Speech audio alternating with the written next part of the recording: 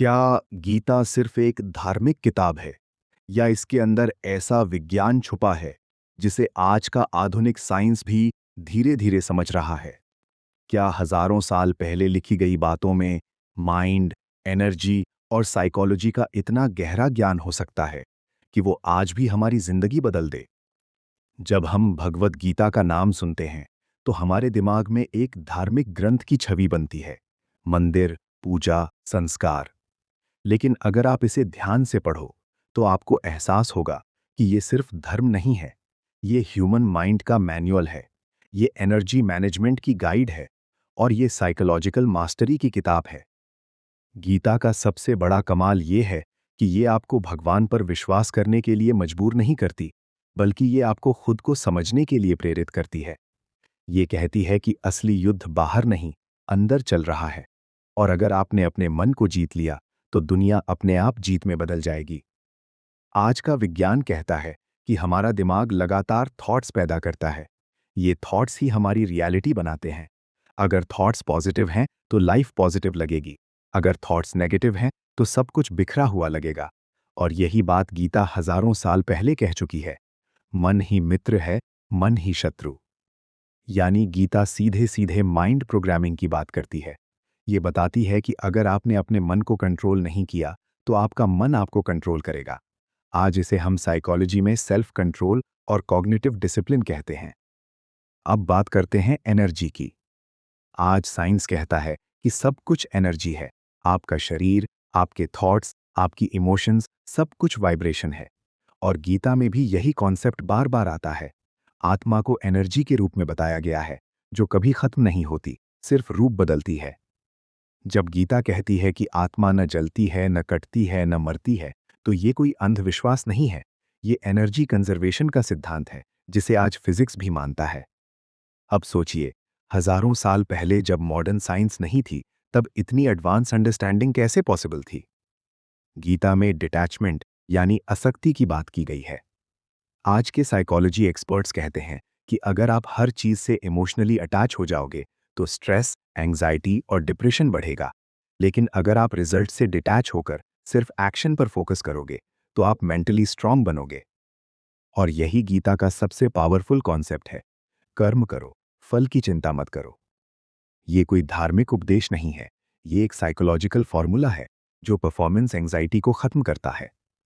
जब आप रिजल्ट के बारे में सोचना छोड़ देते हो, तब आपका माइंड प्रेजेंट मोमेंट में आ जाता है। और जब माइंड प्रेजेंट में होता है, तब आपकी परफॉर्मेंस अपने पीक पर होती है। आज इसे साइंस में फ्लो स्टेट कहा जाता है। गीता में एक और गहरी बात कही गई है। आप अपने विचार नहीं हैं, आप उनके ऑब्जर्वर हैं। आज न्यूरोसाइंस और माइंडफुलनेस भी यही कहते हैं कि थॉट्स को ऑब्जर्व करो, उनसे अटैच मत हो जाओ। जब आप अपने थॉट्स को ऑब्जर्व करना सीख जाते हो, तब आप रिएक्ट करना छोड़ देते हो और कॉन्शियसली रिस्पॉन्ड करना शुरू कर देते हो। यही इमोशनल इंटेलिजेंस है, यही रियल पावर है। अब जरा फियर यानी डर को समझते हैं। आज साइकोलॉजी कहता है कि फियर फ्यूचर की इमेजिनेशन है। और गीता में भी यही बताया गया है कि जो हुआ नहीं है उससे डरना मूर्खता है। गीता आपको सिखाती है कि लाइफ एक गेम की तरह है, जिसमें जीत और हार दोनों टेम्परेरी हैं। अगर आप हार से डरोगे तो कभी जीत नहीं पाओगे। और यही माइंडसेट आज के सक्सेसफुल लोग अपनाते हैं। गीता का एक और हिडन साइंस है, आइडेंटिटी शिफ्ट।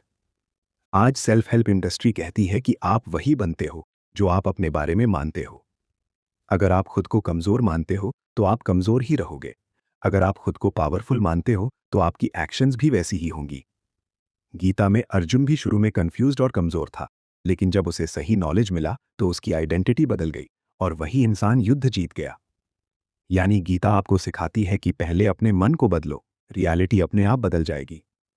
अब सवाल ये है, अगर गीता में इतना पावरफुल साइंस छुपा है तो फिर लोग इसे सिर्फ धर्म क्यों मानते हैं? क्योंकि हमने इसे समझने की कोशिश ही नहीं की।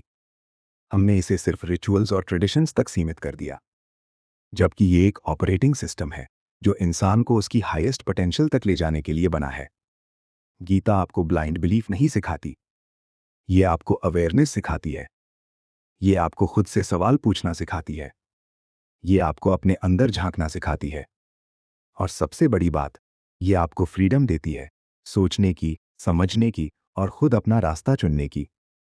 आज अगर आप स्ट्रेस में हो, कंफ्यूज्ड हो, डायरेक्शन नहीं मिल रही, तो इसका सल्यूशन बाहर नहीं है, वो आपके माइंड के अंदर ही है और गीता उसी माइंड को डिकोड करती है। तो अगली बार जब आप गीता का नाम सुनो, तो इसे सिर्फ एक धार्मिक किताब मत समझना, इसे एक साइंस ऑफ लाइफ की तरह देखना, एक ऐसा गाइड जो आपको खुद से मिलाने के लिए बना है। क्योंकि असली बदलाव तब शुरू होता है जब इंसान बाहर नहीं, अंदर देखना शुरू करता है। अगर आपको ऐसी गहरी और सोच बदल देने वाली बातें पसंद आती हैं, तो चैनल को अभी सब्सक्राइब कर लीजिए, क्योंकि यहाँ हर वीडियो आपके सोचने का तरीका बदल देगा।